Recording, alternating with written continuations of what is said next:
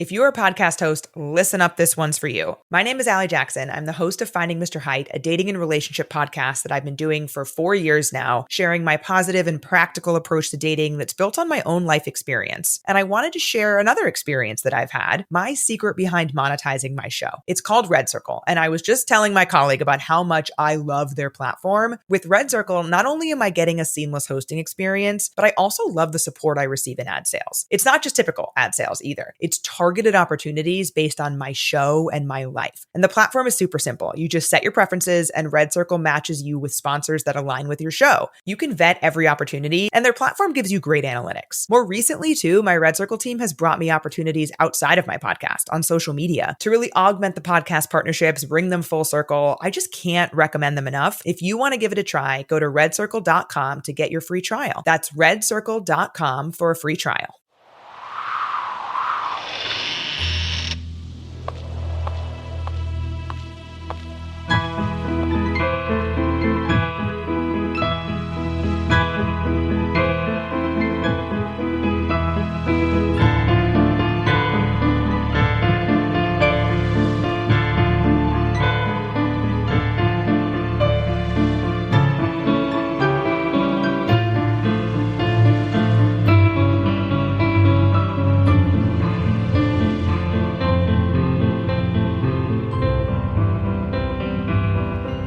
Things with Wings Productions, with the support of Whimsical Productions and Collected Sounds presents the Skylark Bell Fantome Friday.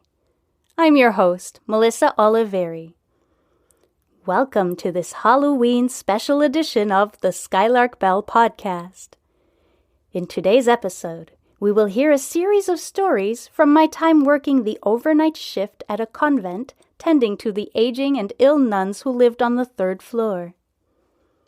The building was ripe with history, and there were multiple inexplicable events over the 2 years that I worked there in my late teens.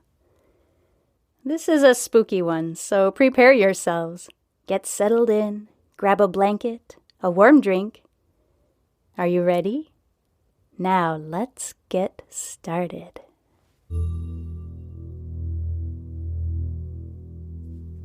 It was the late 1990s.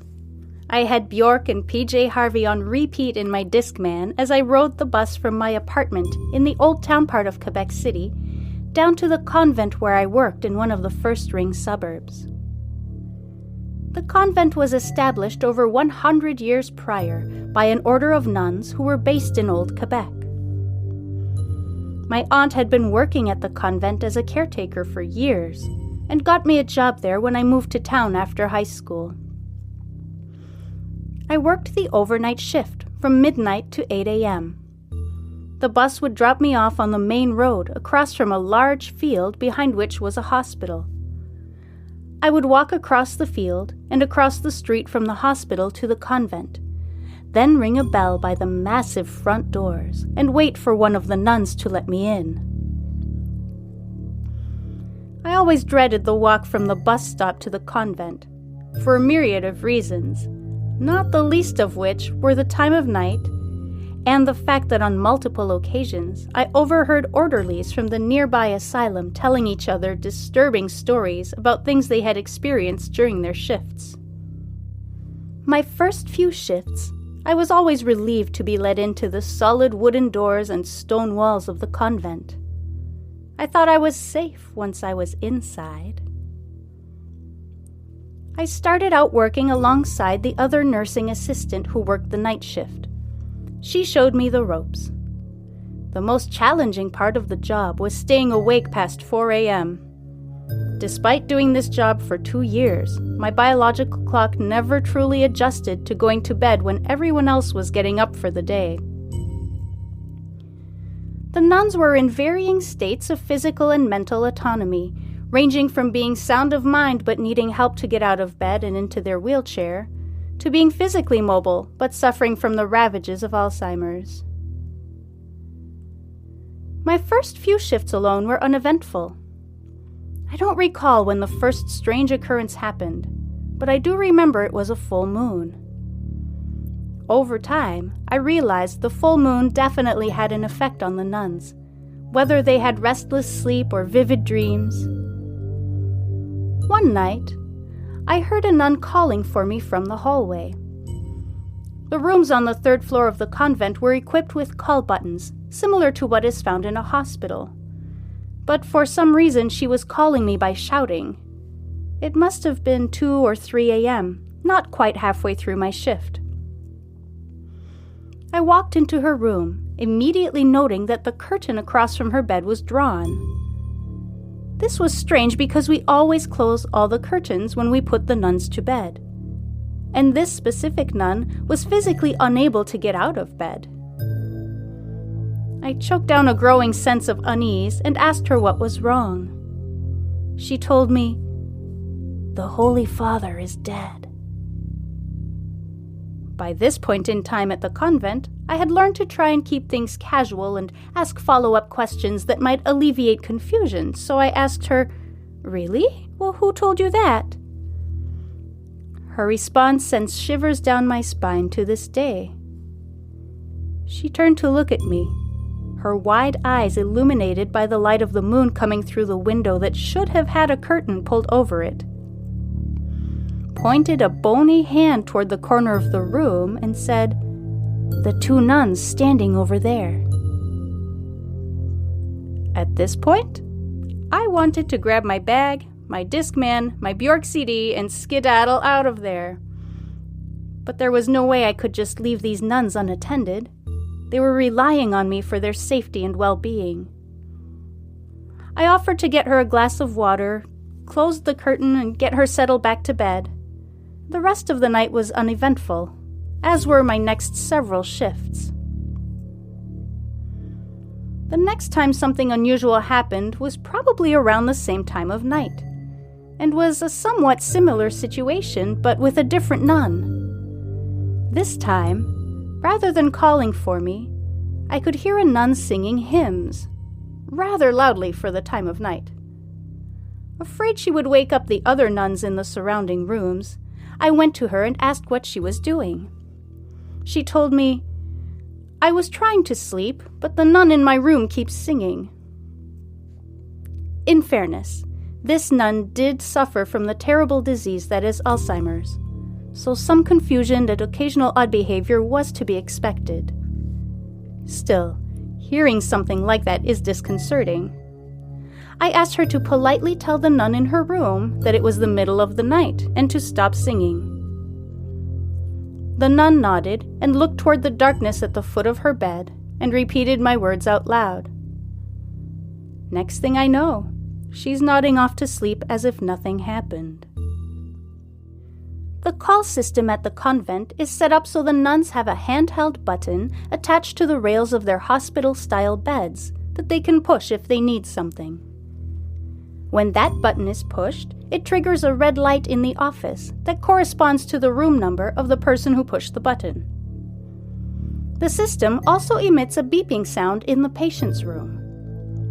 The only way to turn off the call button is to go to the room and push an off switch located on the wall high above the head of the bed. Several weeks after the singing nun incident, I was alone in the office working in my sketchbook to pass the time when I saw the call light for that same nun light up. I immediately got up and walked to her room.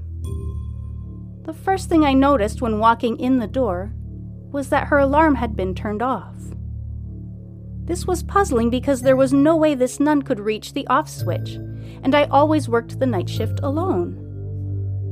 I didn't have time to think about it, though, because she immediately turned her head to the side to look at me and in a shaky voice simply said, "I'm scared." Well, now I was scared too. I stayed with her until she fell asleep, then returned to the office and stayed there with all the lights on until morning came. One of my tasks at the convent was to walk down the long, wide stairway from the 3rd floor to the basement kitchen to gather breakfast food for the nuns when they woke. I typically would go down there between 4 and 5 a.m. before any of the nuns woke up. There was nothing specifically creepy about the stairway or the dining area and kitchen. But I always felt tremendously uncomfortable there and always dreaded this part of the job. One weekend, I was covering a daytime shift for one of the other nursing assistants. As I was slowly helping one of the nuns take a walk around their garden, she began to tell me stories of her time at the convent, how she became a nun, her family, her childhood, etc. At the very back of the expansive garden was a small stone shrine with religious artifacts. Nearby were 2 small rectangular grave markers, the kind that sit flush to the ground. They were too worn and faded to read the inscriptions on them. The nun stopped at the shrine, then glanced down at the gravestones before she proceeded to tell me a story that made my blood run cold. Apparently, decades prior, 2 nuns were working in the kitchen in the early morning hours when an intruder broke into the convent and attacked them. The nuns did not survive the attack and were buried on site in the garden. Why did I always feel so uncomfortable in that basement kitchen? And who were the invisible nuns disrupting the nuns in my care in the middle of the night? Who turned off the call button in Sister Cecil's room that night? I will never get answers to my questions. These events happened over 2 decades ago now, and the convent has since been torn down and replaced with condos. The chapel that was attached to it has been converted into a gym for the condo residents. The only thing left from my time there is the garden and the shrine. I wonder sometimes, when the moon is full, if the residents of the condo building find their curtains open to let the moonlight in, and if they hear a woman singing hymns, or the clicking of block heels walking down the hall, or the beeping of a call bell that somehow turned itself off. All sounds that are burned in my memory forever. Thank you so much for listening. Join me next month for a Thanksgiving special edition where I will read The Moonlight Parade, an original, nostalgic story about life and love and loss and renewal. Before I go, I'd like to thank Fate and Starling Publishing for this fantastically eerie story, and Cannell for composing equally fantastic and eerie music for this podcast. If you enjoyed this special edition of the Skylark Bell, please consider leaving a rating or a review. They're greatly appreciated. You can also support my work by becoming a Patreon subscriber. Just go to www.theskylarkbell.com for more information. Thank you.